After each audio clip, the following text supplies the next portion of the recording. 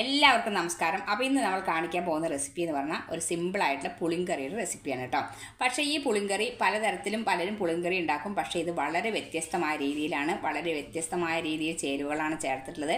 എല്ലാവരും full video skip ചെയ്താൽ കണ്ടാൽ മാത്രമാണ് അതിൽ എന്തൊക്കെ എങ്ങനെയൊക്കെ ചേർത്തിട്ടുണ്ട് എന്നുള്ളത് മനസ്സിലാവുള്ളൂ. അപ്പോൾ എല്ലാവരും വീഡിയോ ഒന്ന് കണ്ടു നോക്കൂ. അപ്പോൾ ശരി, നമുക്ക് വീഡിയോയിലേക്ക് പോവാം. ഇന്ന് നമ്മൾ ഉണ്ടാക്കുന്നത് ഒരു സ്പെഷ്യൽ പുളിങ്കറിയാണ് കേട്ടോ. അതായത് നമ്മൾ അധികം മൂക്കാത്ത മത്തങ്ങ, അതായത് കണ്ടോ ഇളം മത്തങ്ങയാണിത്. ഇത് അധികം മധുരമൊന്നും ഉണ്ടാവില്ല, ഒന്ന് ചെറുതായിട്ടൊരു മധുരം ഉണ്ടാവും. ഒരു 2 വിത്ത് ചേമ്പ് കേട്ടോ. ചേമ്പൊക്കെ ഇപ്പോൾ നന്നായി വരുന്ന സമയമല്ലേ, അപ്പോൾ 2 വിത്ത് ചേമ്പും കൂടി, ഒരുപാട് ചേമ്പിടേണ്ട ആവശ്യമില്ല, അപ്പോൾ ഒരുപാട് കുഴകുഴാന്നാവും. അപ്പോൾ ഈ മത്തങ്ങയും ചേമ്പും കൂടിയുള്ള ഒരു സ്പെഷ്യൽ പുളിങ്കറിയാണ് ഉണ്ടാക്കുന്നത്. പുളിങ്കറിയൊക്കെ എല്ലാവർക്കും ഉണ്ടാക്കാറിയാം, എന്നാലും ഇത് പ്രത്യേക തരത്തിൽ ഉണ്ടാക്കുന്ന ഒരു പുളിങ്കറിയാണ് കേട്ടോ. അപ്പോൾ എല്ലാവരും ഈ വീഡിയോ ഒന്ന് കണ്ടു നോക്കൂ കേട്ടോ. അപ്പോൾ ആദ്യം തന്നെ ഈ കഷ്ണങ്ങൾ നമ്മൾ നന്നായി കഴുകി വൃത്തിയാക്കി വെച്ചിട്ടുണ്ട്.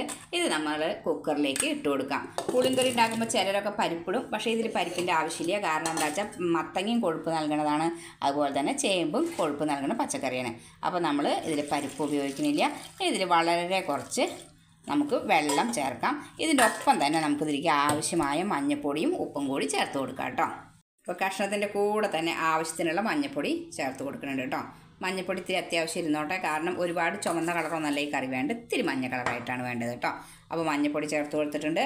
ഇനി അതുപോലെ തന്നെ ആവശ്യത്തിനുള്ള ഉപ്പും കൂടി ചേർത്ത് നമുക്ക് കുക്കറിൽ ഈ കഷ്ണങ്ങൾ ഒരു 2 വിസിലടിച്ചിട്ടെടുക്കാം കേട്ടോ. 2 വിസിലടിച്ചാലാണ് ശരിക്കുള്ള വേവ് ആവുള്ളൂ. അപ്പോൾ 2 വിസിലടുപ്പിച്ച് എടുക്കാം. അപ്പോൾ കഷ്ണങ്ങൾ വെന്ത് പാകമാകുമ്പോഴേക്കും നമുക്ക് ഇതിലൊരു പൊടി തയ്യാറാക്കാം കേട്ടോ. അതായത് ഈ പുളിങ്കറിയിൽ ഇടാൻ വേണ്ടിയിട്ടുള്ള പൊടി തയ്യാറാക്കാം. അതായത് കുറച്ച് 2 സ്പൂൺ മല്ലി, മുഴുവൻ മല്ലിയിലേ, ആ മുഴുവൻ മല്ലി എടുത്തിട്ടുണ്ട്. ഇതാ ഏകദേശം ഇത്ര ഒരു അരപ്പിടി നമ്മുടെ അരി. അപ്പോൾ അത് അരി ഏത് വേണമെങ്കിൽ ഉപയോഗിക്കാം, നിങ്ങൾ ഉപയോഗിക്കണം ഏത് അരി വേണമെങ്കിൽ ഉപയോഗിക്കാം. പിന്നെ ഒരു 5-6 വറ്റൽമുളക്. ഇത് നന്നായി ഒന്ന് വറുത്തെടുക്കണം കേട്ടോ. ഇത് വറുത്തിട്ട് ഇത് നമുക്കൊന്ന് പൊടിച്ചെടുക്കണം. ഇതാണ് ഇതിൽ ചേർക്കണം പൊടി. പിന്നെ വേണമെങ്കിൽ എരിവ് കുറവാണ് തോന്നുകയാണെങ്കിൽ മാത്രം കുറച്ച് മുളക് പൊടി നമുക്ക് ചേർക്കാം. അപ്പോൾ ഇത് നന്നായിട്ട് വറുത്തെടുക്കുക. അപ്പോൾ 3 കൂടി ഒന്നിച്ചിട്ടിട്ടാണ് നമ്മൾ വറുക്കണം. 3 ഒന്നിച്ച് റെഡി ആയിക്കോളും. അപ്പോൾ 3 കൂടി ഒന്ന് നന്നായിട്ട് വറുത്തെടുക്കുക. എണ്ണയൊന്നും ഒഴിച്ചു കൊടുക്കണ്ട, ഡ്രൈ ആയിട്ട് തന്നെയാണ് അത് എടുക്കേണ്ടത് കേട്ടോ. വറുത്തിട്ട് മിക്സറിൽ ജാറിലൊന്ന് പൊടിച്ചെടുക്കാതാണ്. എണ്ണയൊന്നും ചേർക്കേണ്ട ആവശ്യമില്ല. അപ്പോൾ ഒന്ന് നന്നായി വറുത്തെടുക്കട്ടെ. അപ്പം മത്തങ്ങയും ചേമ്പൊക്കെ നമ്മൾ കുക്കറിൽ ഇട്ട് കൊടുത്ത് നന്നായി വെന്തു കിട്ടും. അപ്പോൾ ഞാൻ പാത്രം ഒന്ന് മാറ്റി, കാരണം ഇത് കറി വളരെ കുറവേ ഉള്ളൂ. അപ്പോൾ ചെറിയ പാത്രത്തിലാക്കാച്ചിട്ട് ഇതിലേക്ക് മാറ്റി. കഷ്ണമൊക്കെ നന്നായി വന്നു കേട്ടോ. മത്തങ്ങയൊക്കെ നന്നായി ഉടഞ്ഞു വന്നിട്ടുണ്ട്. ഇനി നമുക്ക് ഇതിലേക്ക് കുറച്ച് പുളി ഒഴിച്ചു കൊടുക്കാം. അതായത് പുളിങ്കറിയാണല്ലോ, അപ്പോൾ പുളിരസം ആവശ്യമാണ്. അപ്പോൾ ഒരു നെല്ലിക്ക വലിപ്പത്തിലുള്ള പുളി ഞാനിതാ ഇവിടെ കുതിർത്ത് വെച്ചിട്ടുണ്ട്. ഇത് നമുക്ക് പിഴിഞ്ഞ് ചേർത്ത് കൊടുക്കാം കേട്ടോ. നന്നായി പിഴിഞ്ഞ്, ഒരുപാട് വെള്ളമൊന്നും ചേർക്കണ്ട. അപ്പോൾ ഇതിങ്ങനെ നന്നായി പിഴിഞ്ഞ് അതിൽ പുളി ചേർത്ത് കൊടുക്കാം. അപ്പോൾ പുളി ഇതാ നന്നായി പിഴിഞ്ഞ്, ഒട്ടും ഇത് പെടാണ്ട, ചണ്ടിയൊന്നും പെടാണ്ട് പിഴിഞ്ഞ് ഒഴിക്കുക കേട്ടോ. പുളി ഒന്ന് തിളച്ച് വരട്ടെ. കഷ്ണത്തിൽ പുളിയൊക്കെ ഒഴിച്ചു കൊടുത്ത് നന്നായി വെന്ത് വന്നിട്ടുണ്ട് കേട്ടോ പുളി. അപ്പോൾ ഈ സമയത്ത് പുളി പാകല്ലേ നോക്കുക, അതിനനുസരിച്ച് വേണമെങ്കിൽ കുറച്ച് കൂടുതൽ ഒഴിച്ചു കൊടുക്കുക. ഒരുപാട് പുളി ഒഴിക്കേണ്ട ആവശ്യമില്ല, കാരണം മത്തങ്ങയിൽ അധികം പുളി പിടിക്കില്ല കേട്ടോ. അപ്പോൾ ഒരുപാട് പുളിയൊന്നും ഒഴിച്ചു കൊടുക്കേണ്ട, ചെറുതായിട്ടൊരു പുളി രസം ഇതിൻ്റെ ആവശ്യമുള്ളൂ. പുളിങ്കറി ആയതുകൊണ്ട് ഒരു പുളി രസം അത്രമാത്രം. ഇനി നമുക്കിത് ചേർത്ത് കൊടുക്കേണ്ടത് നമ്മൾ പൊടിച്ച് വെച്ചിട്ടുള്ള ഈ പൊടി കണ്ടോ. അതായത് വറ്റൽമുളക് 5-6 വറ്റൽമുളക്, ഒരു 2 ടേബിൾ സ്പൂൺ അരി, പിന്നെ 1 ടേബിൾ സ്പൂൺ 1-2 ടേബിൾ സ്പൂൺ മല്ലി, മുഴുവൻ മല്ലിയില്ലേ, അതും കൂടി പൊടിച്ചത്. അത് ഞാൻ ഇവിടെ നല്ല നൈസായിട്ട് പൊടിച്ച് വെച്ചിട്ടുണ്ട്. ഇതാണ് നമുക്ക് ചേർത്ത് കൊടുക്കേണ്ടത്. എരിവിനായിട്ട് നമ്മൾ ഇതാണ് ചേർക്കണത്. ഇത് ചേർത്തതിന് ശേഷം എരിവ് കുറവാണ് തോന്നുകയാണെങ്കിൽ നമുക്ക് കുറച്ച് മുളക് പൊടി കൂടി ചേർത്ത് കൊടുക്കാം. ആദ്യം നമുക്കിത് ചേർത്ത് കൊടുത്ത് നോക്കി നോക്കാം കേട്ടോ. അപ്പോൾ ശരി, ചേർക്കട്ടെ.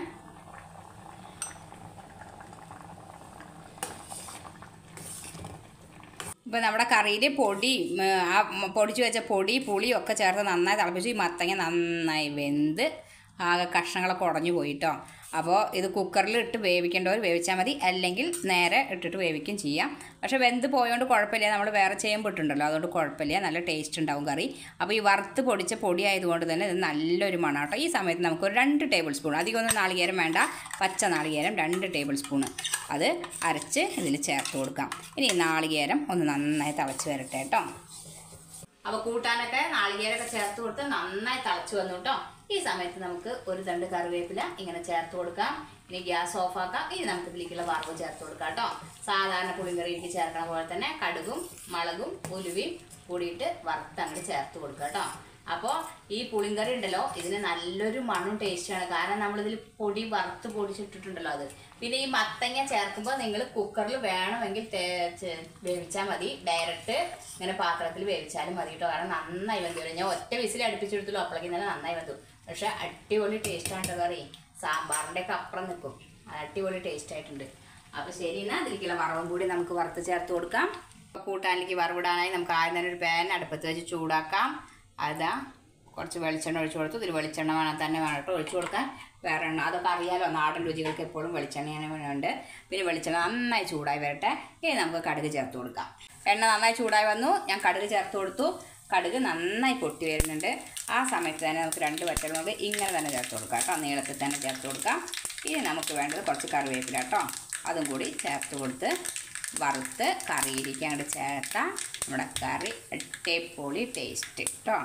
സൂപ്പർ ടേസ്റ്റിയാണ്. ഇതിൻ്റെ ആ വറവ് വേണം, നല്ല രസമുണ്ട്. അങ്ങനെ അങ്ങോട്ട് ചേർത്ത് കൊടുക്കുക. കുറച്ച് കറി ഇതിലേക്ക് കൊടുക്കുക. അങ്ങനെ ഒഴിക്കുക. നമ്മുടെ അടിപൊളി പുളിങ്കറി ടേസ്റ്റ് റെഡിയായി. പുളിങ്കറി എന്ന് പറഞ്ഞാൽ നമ്മൾ പലരും പലതരത്തിലും ഉണ്ടാക്കാറുണ്ട് കേട്ടോ. പക്ഷേ അതിൽ നിന്നുമൊക്കെ വ്യത്യസ്തമായിട്ട് ഉണ്ടാക്കിയിട്ടുള്ളൊരു പുളിങ്കറിയാണിത്. അപ്പോൾ എല്ലാവരും ഇതൊന്ന് ട്രൈ ചെയ്ത് നോക്കണം കേട്ടോ. ആ മല്ലിയൊക്കെ എടുക്കണത് കറക്റ്റ് അളവിൽ വേണം എടുക്കണം. ഒരുപാട് അളവിൽ മല്ലി ആയി കഴിഞ്ഞാൽ മല്ലിയുടെ കുത്തു വരും. അപ്പോൾ ഇത്ര ഒരു ഏകദേശം ഒരു 4-5 ആൾക്കുള്ള കറി ഉണ്ടാക്കുക. ഒരു 2 ടേബിൾ സ്പൂൺ മല്ലി എടുത്താൽ മതി.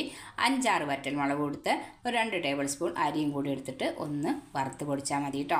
പിന്നെ വേറെ മുളക് പൊടി ഒന്നും ഞാൻ ചേർത്തിട്ടില്ല. അതുകൊണ്ട് തന്നെ എരിവ് പാകമായി. കാരണം മത്തങ്ങയാണ് ചേർത്തേക്കുന്നത്. പിന്നെ ചേമ്പാണെങ്കിലും ഒരു 2 വിത്ത് ചേമ്പൊക്കെ ചേർക്കേണ്ട ആവശ്യമുള്ളൂ. കുറച്ച് കറിയല്ലേ ആവശ്യമുള്ളൂ നമുക്ക്.